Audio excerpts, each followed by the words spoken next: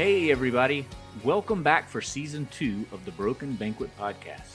This season we've got more interviews with missionaries around the world, more interviews with authors who have written amazing books about missions, and more conversations about what it means for us to abide with one another. And yes, probably a story or two about Ashley taking a walk, eating food, or having drinks with someone who she now loves. We're so glad you're back, we're glad to be back, and we hope that you will enjoy this episode.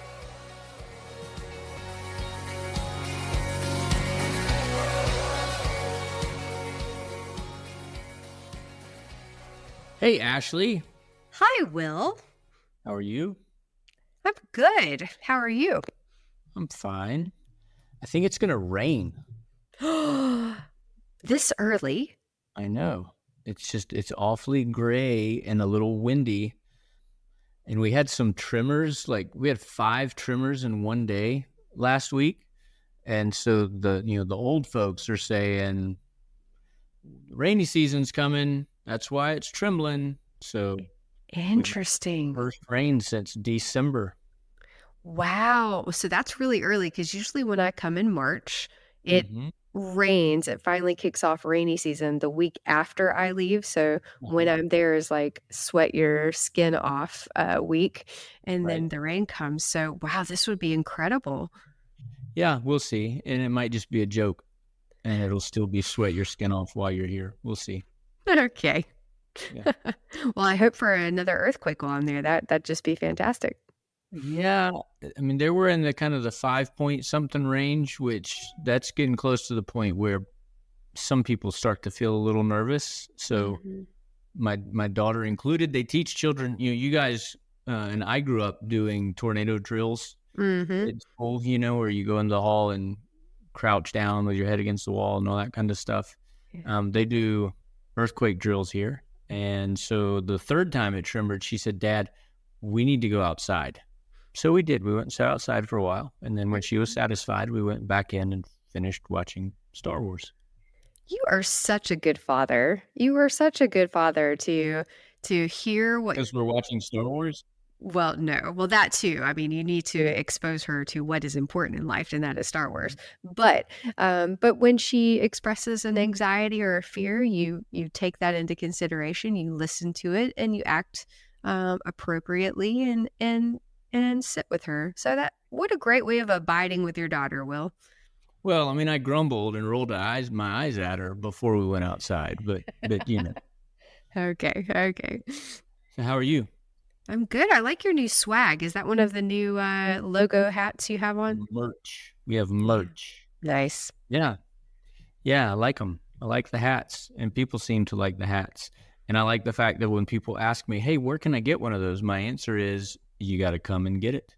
I loved that. I saw your comment on Facebook about that. So you had Carrie Irvin, who did the concept of Mino missions and our website. You had her recreate the website for Costa Rica mission projects and do all of the logo. That's great. Yep. The website is almost finished. Hey, Molly. Molly, it's been a while since you've been on an episode of The Broken Banquet. Welcome back. The UPS man is here. And she hates the UPS man. Yeah, we're not supposed to schedule interviews during UPS time. I'll have you know, I just finished listening to the latest episode of Smartless, and they were interviewing Natalie Portman, and she left the interview twice because of the UPS man who was at her door. So, Molly, you are not, if Natalie Portman can do it, you are not going to get in trouble for derailing our podcast because of UPS. And the UPS man's out the door. Thanks for keeping Ashley safe, Molly. Where were we? I don't remember, but why don't we just move right along to who are we interviewing today, Ashley? Oh, we are interviewing just a really great guy. And it's so fun how this connection happened. We interviewed David McCormick last year for the podcast on season 1. And his wife, Elizabeth, reached out to me and said, "Ashley, you know who you need to talk to." you need to talk to Willie Berman. And I've met Willie a couple of times here in Louisiana, and Willie is a missionary with the General Board of Global Ministries of the United Methodist Church. And he is actually from Mexico and is serving his home country as the Mexican Methodist Border Mission Coordinator. That's a mouthful. So without further ado, meet Guillermo, otherwise known as Willie Berman. Does anybody really call him Guillermo? No, probably not. Okay.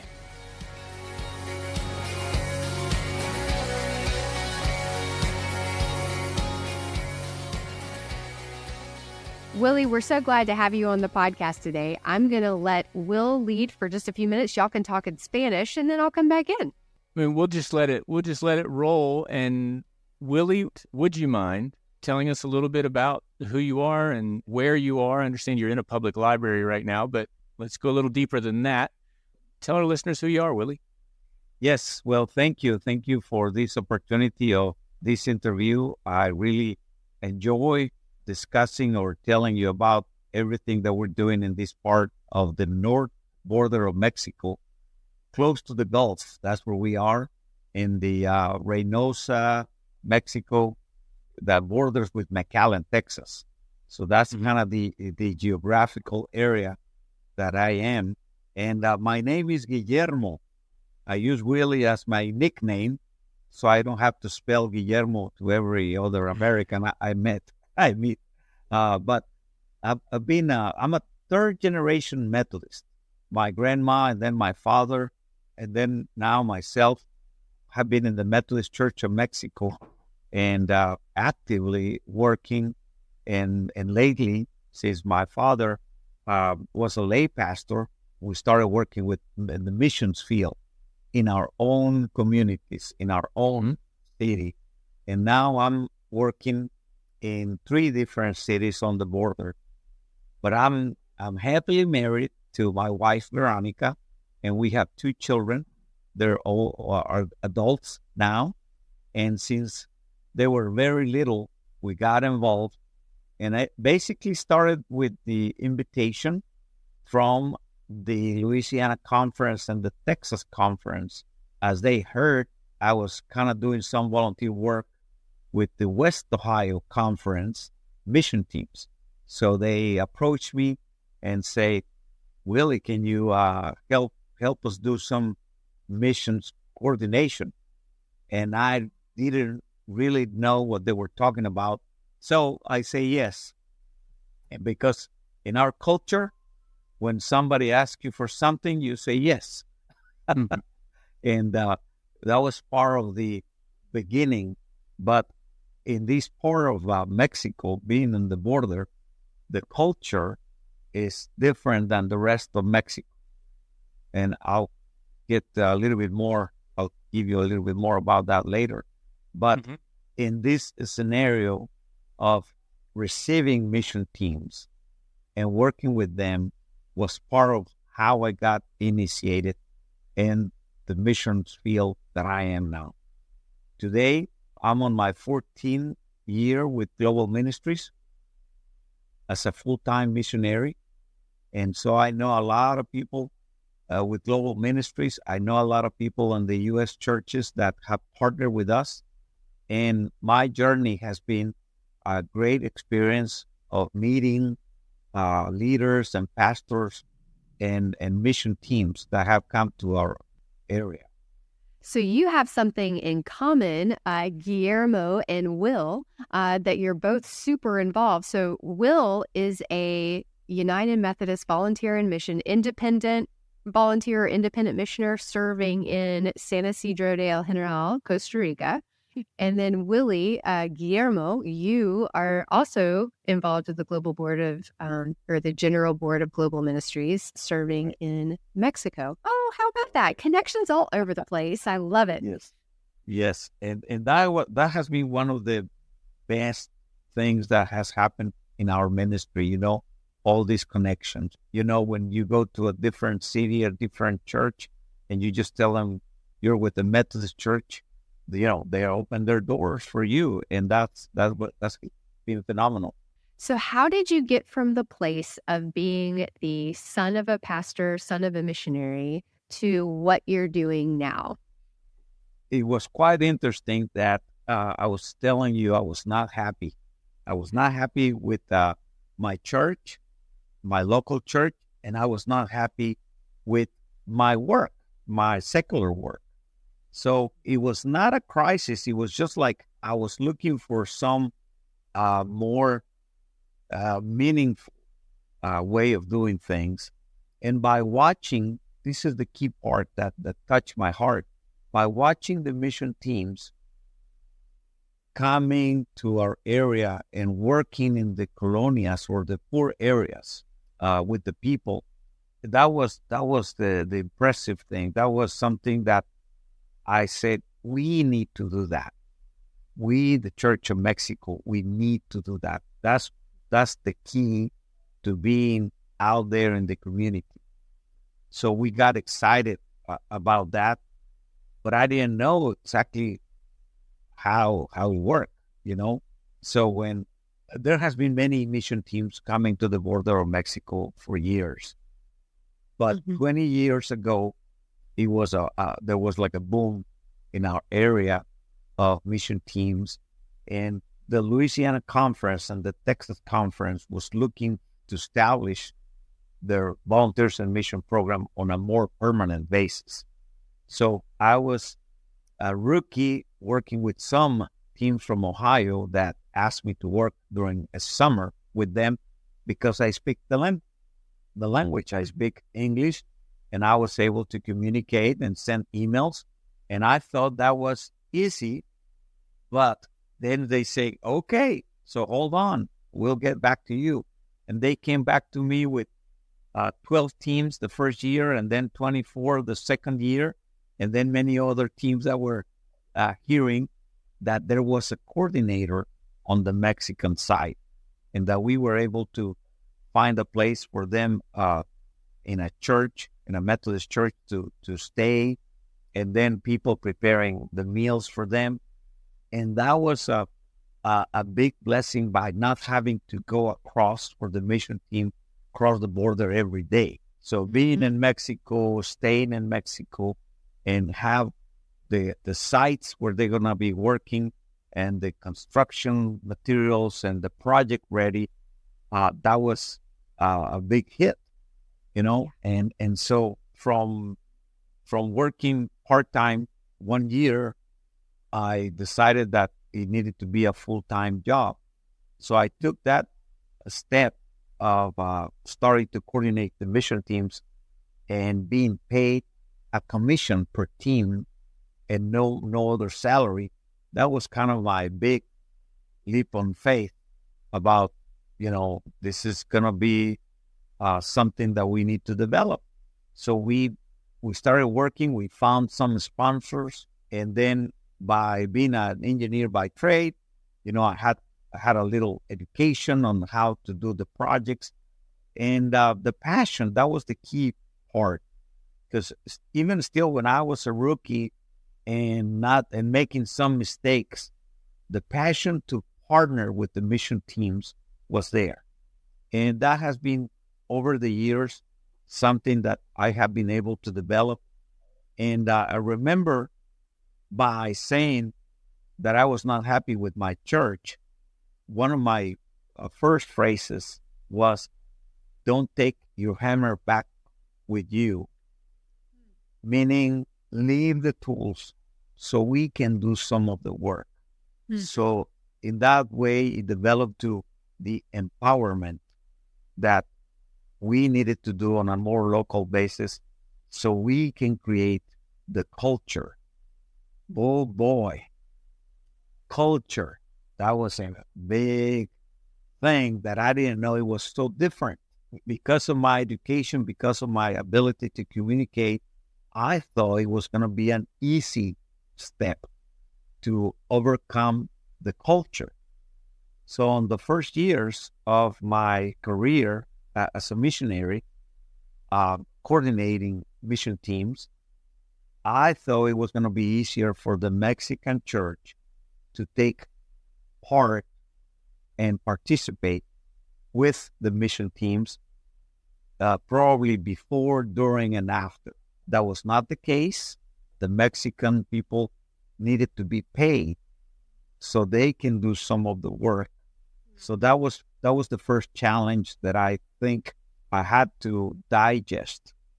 How do we get the Church of Mexico involved if they need to be paid? Some of the men, some of the women need to be paid to do this mission work. So a system got in place, and so we got some people involved on how we can coordinate as a team, not just like one person. So that was part of the first years of my experience. It was not an easy way. The partnership idea was not there. We were also always hearing churches in Mexico saying, so the team is coming, the team is going to do this, and then we're going to wait until the next team comes back and continues the work. Mm-hmm. It was not like, let's partner. They're going to do some of the work. We are going to do some of the work. So that was a challenge. And still, for some people and some churches, that is still the challenge that we face. Over the years, I've been able to develop a little different system or culture for some of the churches that we work with.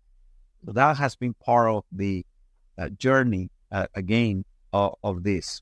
I have a question, Willie, about something you said in regards to getting the local churches involved. Was needing to find money to pay people from the church to help out, is that a legal thing, or was it just a culture and kind of it's always been done this way kind of thing? Here in Costa Rica, that's a legal thing. There's no such thing as a Costa Rican volunteer. Any work you do, you have to be compensated for it, which means we have a staff here that is on our payroll, and that's the primary contact that our volunteers have on the work sites is with our staff. But it's not because people don't want to come and help out. It's just it's a legal issue. And I can't afford to pay everybody from a local church that wants to come and help, mix concrete one day. Is it the same kind of thing? Is that the issue that you're dealing with? Basically, yes. Well, when we started, we only had mission teams over a weekend. So it was basically 2 days of my Mexican people working with the mission teams. So we will pay them for just those 2 days. And then we will have to wait and maybe hire someone to prepare the next project for the next mission team.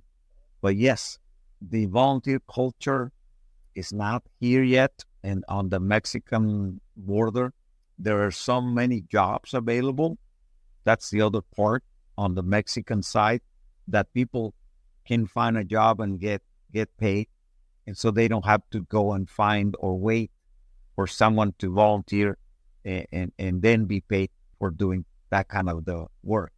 So yes, it was a challenge. And then we have only women and maybe the pastor helping, but that was the start of this. So when we started, it was basically just a relationship for 2 days with the church, then continue the project for a few months, and then move to another church, move to other people that will come and help. But that is right. To get an ongoing, more professional ministry, you need to have employees. You need to have people that are there. Well, actually, I think it's interesting. It's natural for us to be concerned about the North American volunteers on that side of the relationship, sort of breaking them out of that mentality of we go on mission trips to do everything, right? We have what they need, so we're going to go give it to them.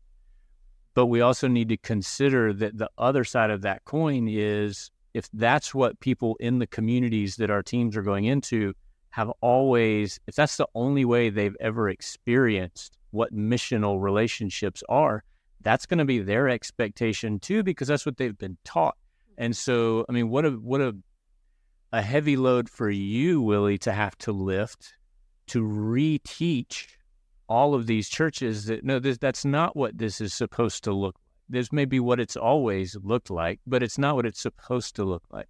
And actually, when we were talking a few episodes ago about Haiti, and you mentioned how lucrative it kind of is for people who run orphanages and the status that comes with that. And so for them to move away from an orphanage model to a sustainable family model, I mean, that's a financial sacrifice in the long run for that person.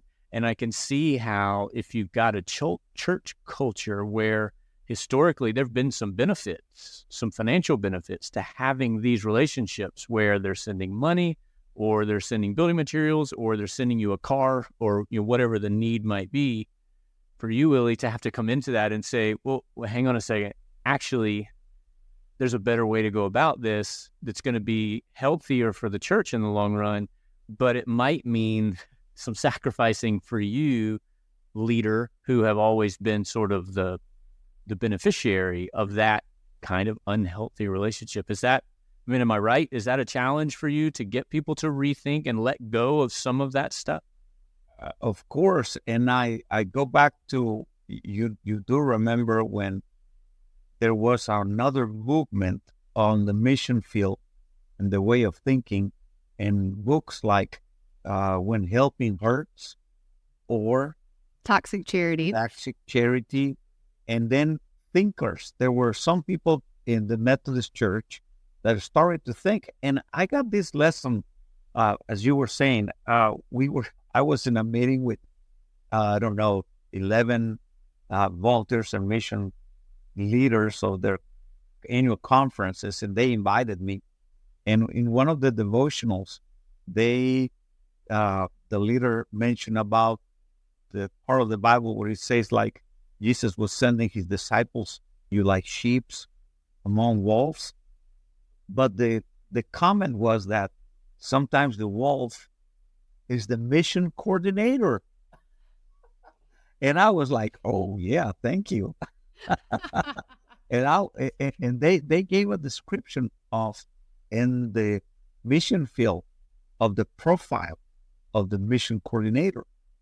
And he was an educated person. So there was a check box for me right there. And then there was a managing the language, another check on the box. And then there was that know both cultures. And I, by being raised on the Mexican border, I was able to go back and forth to the U.S. And I feel like, there's no difference for me but just waiting in line to get across from one country to the other one. But I know the Mexican culture. I know the U.S. culture. I change when I go to one culture, and I change my habits when I go to the other culture. So those were some of the qualifications that I can be in the middle of the poor people of Mexico, uneducated, and then with the U.S.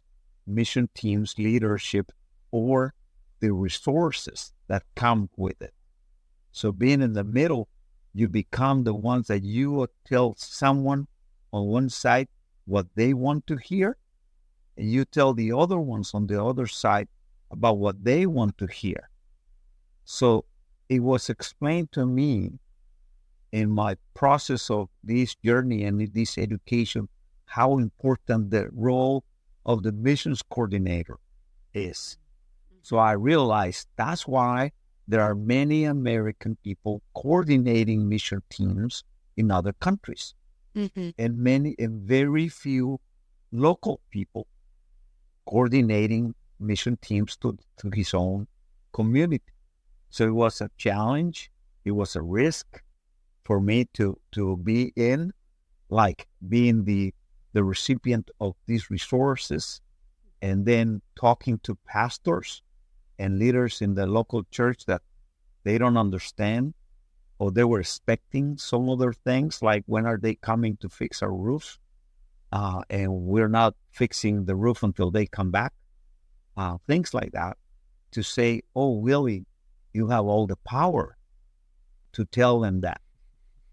Yeah. Okay. I know that you're laughing because that's exactly true. What we experience. And that part of the learning process was in the middle of my career, because at one point I was serving the mission teams. When I started, I wanted them to be happy. I wanted them to be comfortable, and I wanted them to be okay with everything that I was doing. With all of this process and all of this new thinking about empowerment and about being transparent and about we become the leaders of our own mission projects, it was also like the re-education of both sides. So you're going to come and work with me and not for me or for them. But also it was like, how can we get, and this is what I think I've been a little bit more, I'm going to use the word successful on learning that we need to be more self-sufficient. And that has been my desire for many years. But at some point it was like, how can we do that? And being self-sufficient, I use the analogy when I talk to churches or people about the college kid. You're in your culture, I tell them, I have seen that you send your kids to college, so you support them for 4 years, and when they get out of college, you kick them out of the house. That's kind of what, kind of a way to say it. But it is for you to expect for your children to be self-sufficient after you have provided them the tools for success. You have provided them education, you have provided them all their resources that they need, and then after 4 or 5 years, they need to start paying their own bills. And that's where I am now. In this part of my ministry, with Global Ministries and with the Methodist Church of Mexico, we have been working on making that a lot of our programs self-sufficient. And that has been the new challenge. That has been the new ways of partnering. I was just going to, let me make one comment, Will, before you jump in. I was going to say that in my travels around the world, there is a very big difference between a translator and an interpreter. A translator translates the language. They can tell you what the other person said. The interpreter tells you what the person said, but also interprets it to what the culture is too, to give you the actual true meaning of what that person said. And Willie, that's definitely needed on both ends so that you can interpret for the North Americans coming to Mexico and for the Mexicans interacting with the North Americans. And that was when I was invited to Costa Rica by the church here. It was to be sort of a bridge, like you are, Willie, between these partners. And I can remember, gosh, hearing you talk about that, it took me back to 2004.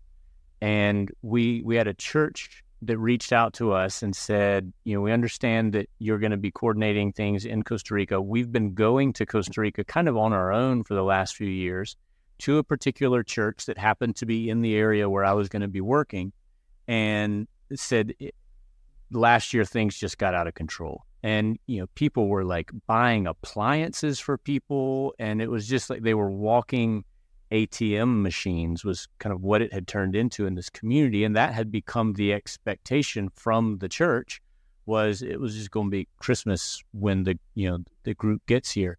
And they said, we would like to come back and work in that community again, but we really need your help sort of getting things under control, which was fine. I was happy to do it. I wanted to see them continue to build those relationships in that place, but it turned me into the least popular person in that community, because when they came back the following year, the expectation was, here we go again. And instead, every time someone asked for something, the response they got from the team was, we need you to talk to Will about that. We need you to talk to Will about that. We need you to talk to... And my response was, that's not what they're here for.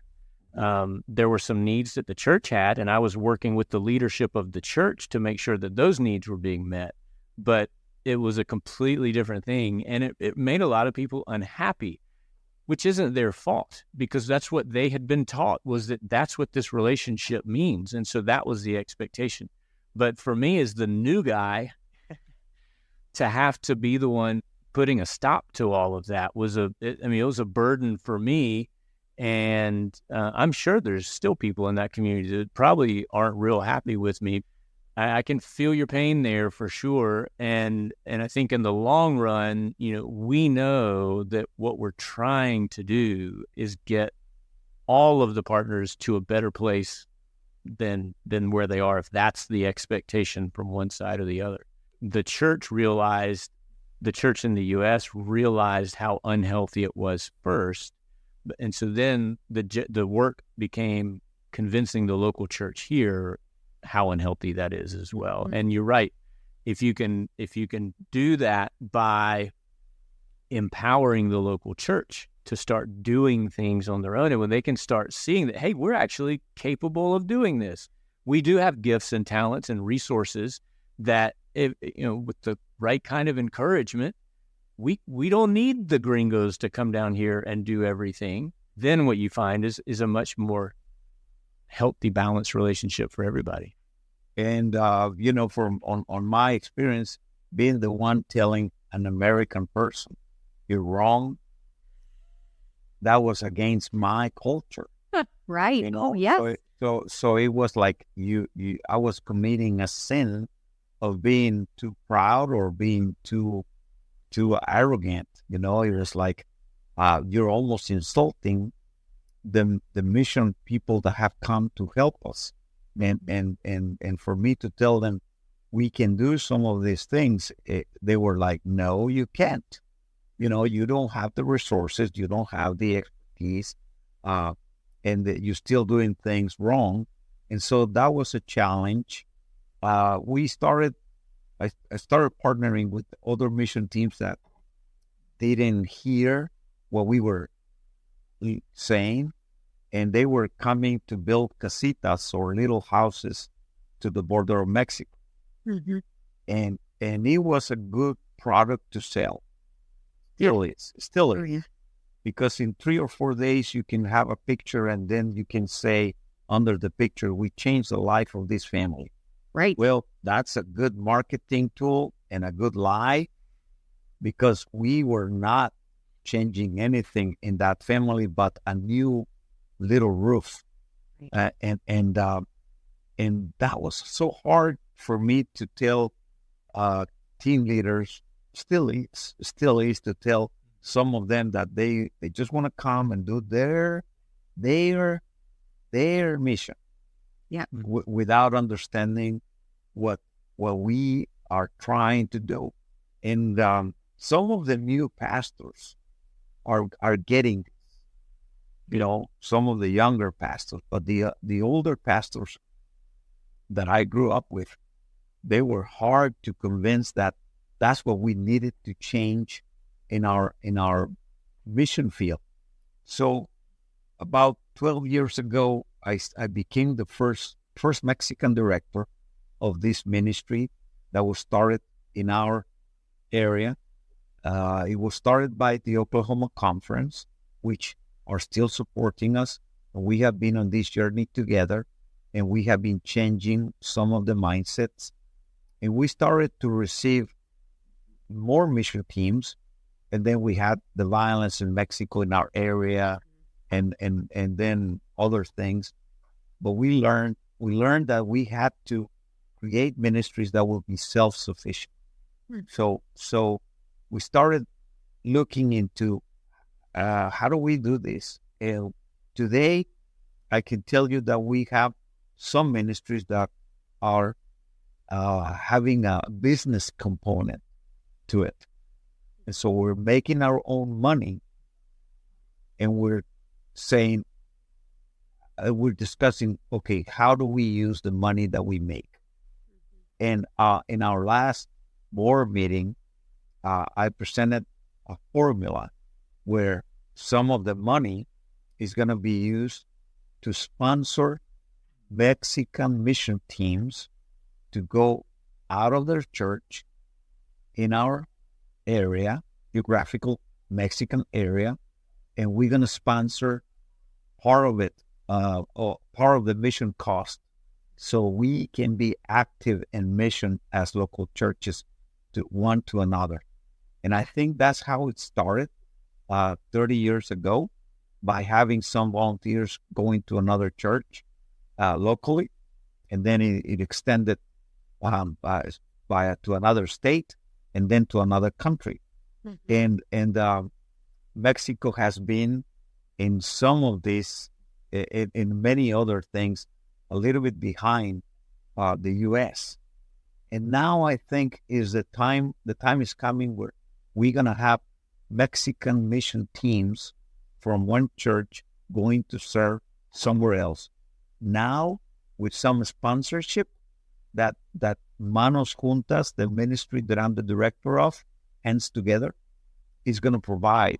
We're going to provide some money for the mission, transportation, some gas, and tools. So there will be no excuses for some of the people to go and do the work and say, oh, this is what everything is about.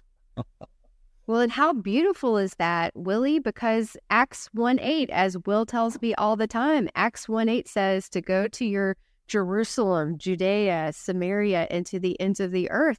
And that was not written just for North Americans or just for United States of Americans or just Louisianans.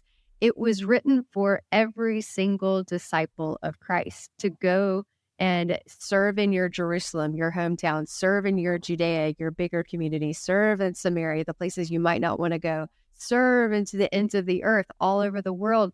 Willie, you're leading it. You're leading the charge for the people you call family.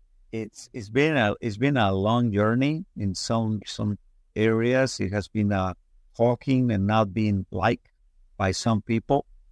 Discussing this with even with your own family, and say this is what needs to happen. And even when we don't see the progress, one of the areas that we want to focus on now is young adults in Mexico. The new generations, the new, I don't know how you call them, millennials or Generation Z or whatever. They need to get their own on board on these new projects. So on the business sides that we have been creating, is not just a business. Let me mention that we have opened a medical clinic that we charge for our services. And then the money that we get for the ministry, we're using it to continue doing other ministries.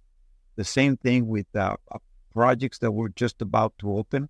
One of them, it's a daycare where we're going to be charging to take care of the children. And I'm going to just mention that it's not just a business, but we're creating jobs for the local people. But also at 5 o'clock, I'm just using that time zone, whatever. At 5 o'clock, when they come and pick up their children at the daycare, we're going to have a program for the young moms and all the people that come in to pick up the children and say, come, have a little snack, and let me tell you about healthy, or let me tell you about some educational things, but also some counseling, some of the to introduce them to our Lord and say, this is a way of our faith.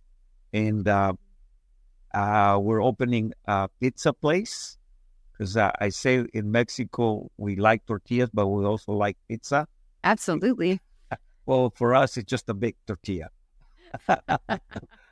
So in our projects, it's like set up businesses and then use that model to go into the community.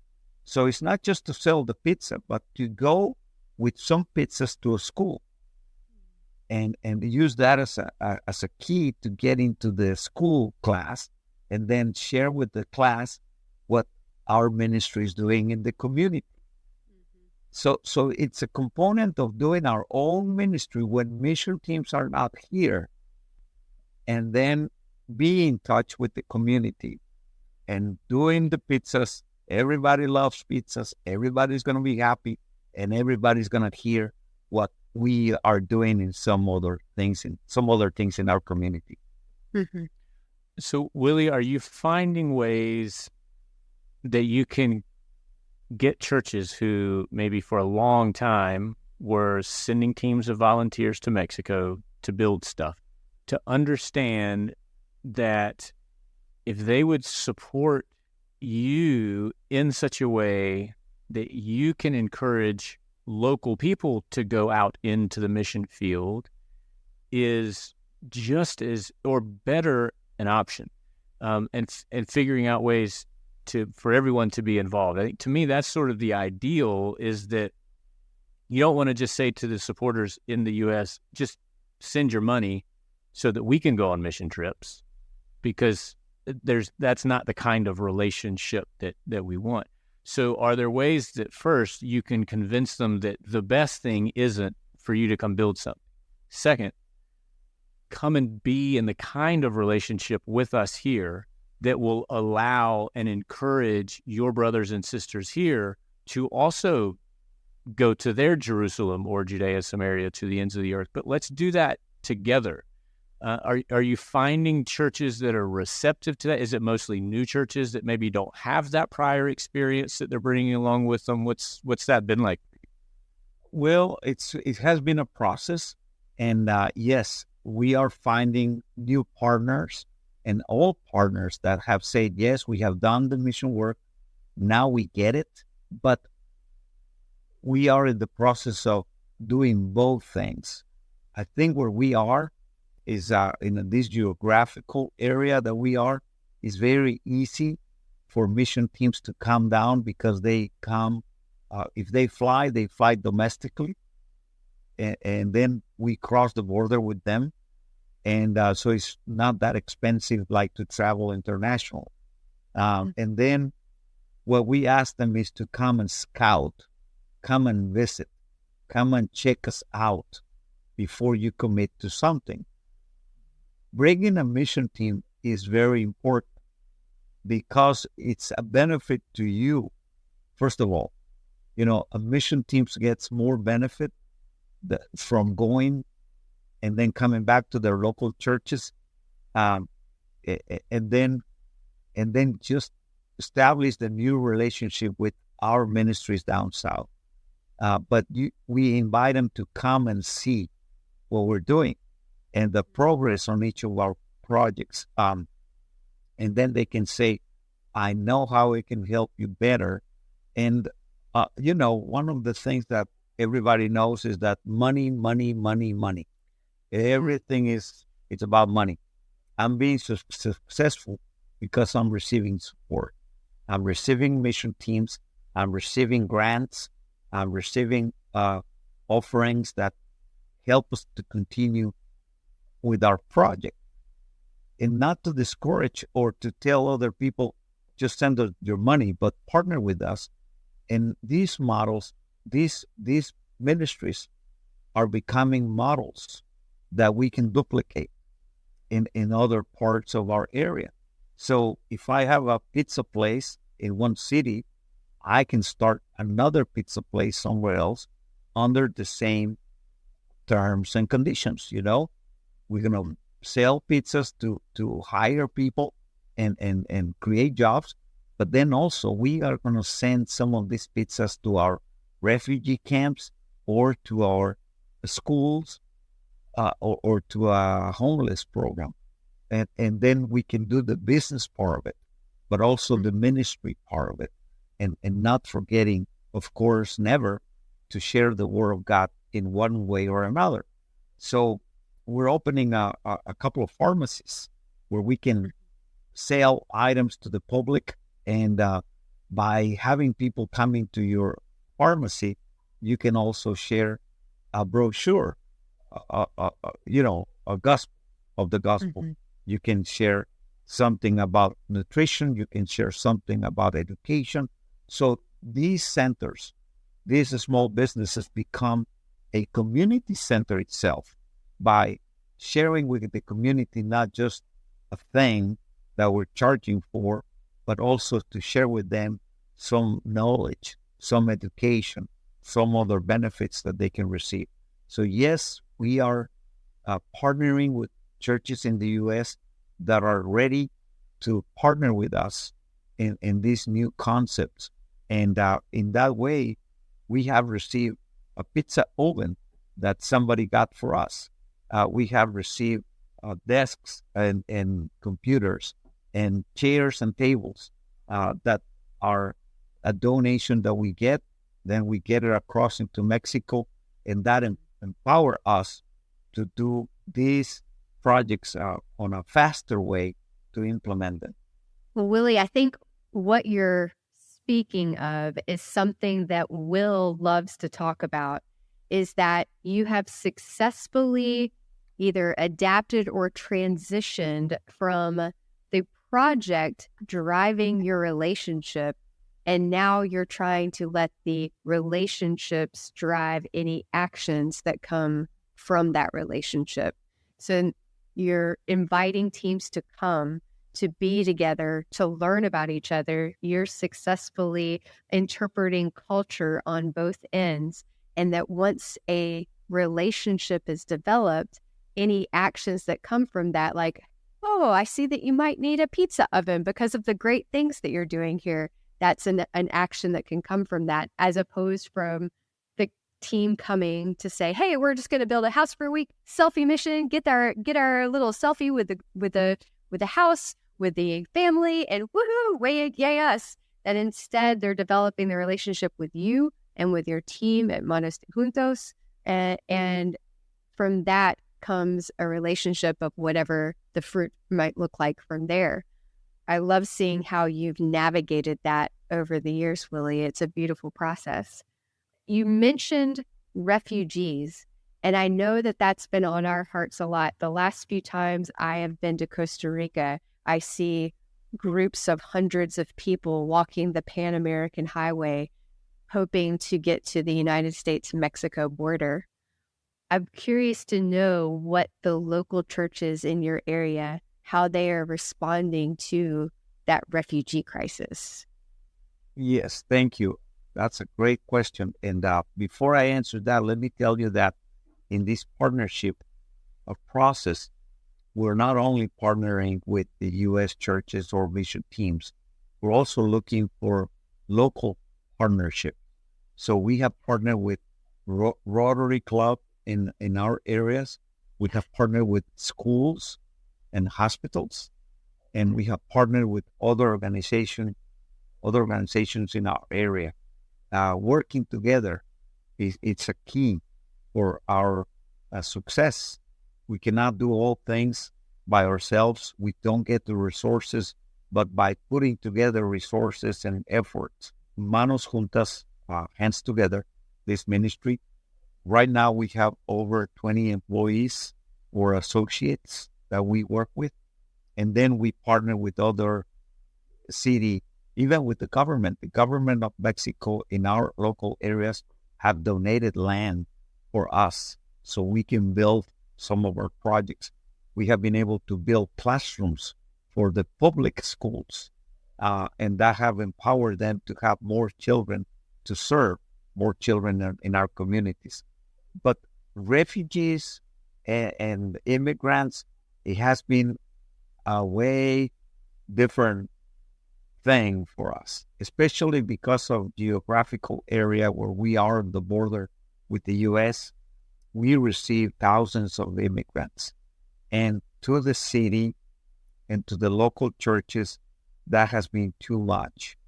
Churches cannot serve all of them or do much for them. And in some cases, the reality is that the cartel people that, everybody knows that in Mexico we're fighting all of this scenario of the cartels, and they have not just been dealing with drugs and guns, but now with people. So immigrants has become a merchandise for them. So this ministry of serving the immigrants that come to our border area, it has its own risk, because there are other things that we see happening in our areas. And I don't think that's something that a lot of people consider when that's in the news. What you're hearing about is the perspective from the United States, from the northern side of the border, and it's a hot button political issue. It's a human rights issue. There's all kinds of things going on, and I don't think many people take the time to consider just how complicated and dangerous and tragic and all of those things that it is on the southern side of the border. And Ashley's right. Currently, every week there are groups of Venezuelans who are walking right through the town that I live in. The Pan American Highway goes right through San Isidro, and they're groups of families that are literally walking to the United States with the expectation that they're going to get to the border and arms wide open, they're going to go through and be given a job and a home and a new life. And it's just tragic all the way around. It's tragic and unfortunate that because of the dangers that it presents to you all as a community, what you're able to do to minister to those people is limited. This is really, really sad to hear that. Well, and the only thing, is that we have to partner. We have to partner with the government efforts, with the Red Cross efforts, with between our local churches. We have to partner with them and do as much as we can. A great partnership that we have is with UMCOR, and we receive some support from UMCOR, and then we can put together in Mexico health kits and then do the distribution of those. It's hard for us to bring across a lot of those donations. We cannot bring across health kits or blankets or other things. It will be just too much.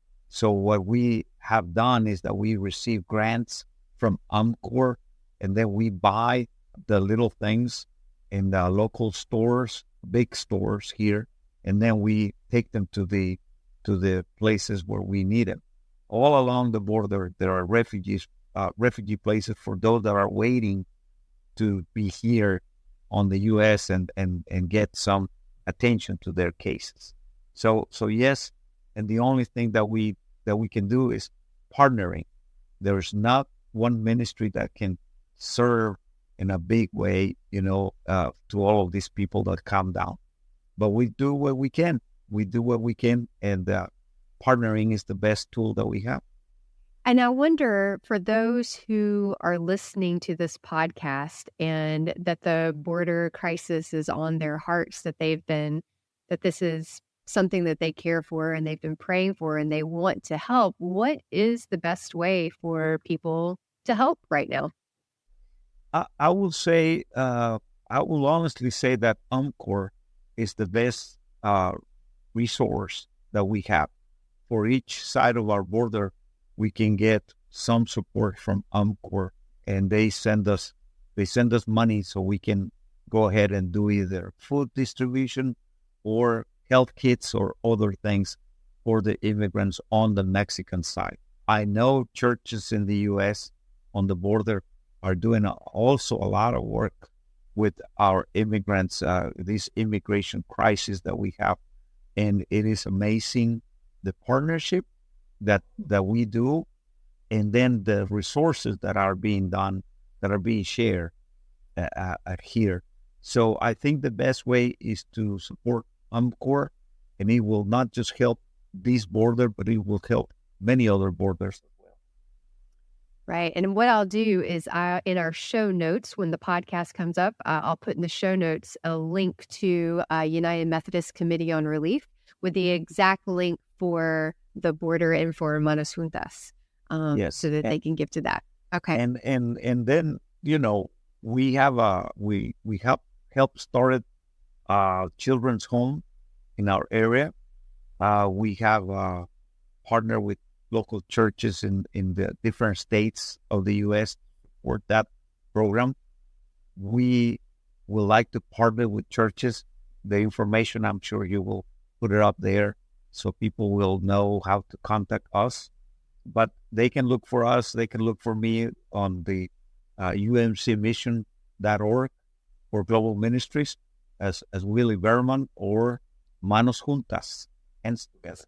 Well, Willie, thank you so much for your time. We know that you're busy. We really appreciate you making the effort to join us today. I'm so glad to have met you and to know that you are where you are and doing what you're doing. So thank you for sharing just a little bit of your story with us. And I'm excited that our listeners are going to get to learn about you and about the work that you're doing there. And a big thank you and a big hi to our friends and my friends in the Louisiana conference.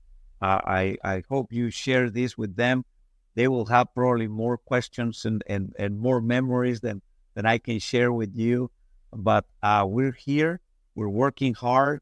We're growing in our ministry. And it is because of the empowerment. Louisiana Conference empower us tremendously throughout the years so we can be effective and efficient in our ministry. Thank you. Now I consider you as my friends, as we should, and thank you for having me. And again, Willie Berman in Reynosa, Mexico, saying hi to everybody. It was our pleasure. Yes. And as a gal who grew up every summer going to Matamoros, Mexico, and serving with the Quakers there and the pastor there, I have such a great appreciation for who you are, Willie, and everything that you do. So thank you so much for joining us on the Broken Banquet podcast today. Ashley, it was great to see you. Willie, it was wonderful to meet you. Thank you so much for being with us on the Broken Banquet podcast. Thank you. Bye, friends. Bye-bye. Bye.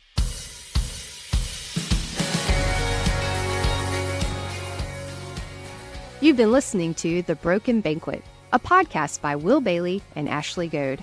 Music provided by Irene and the Sleepers. Join us next week for another episode. He's prepared the table. All things are ready. Come to the feast.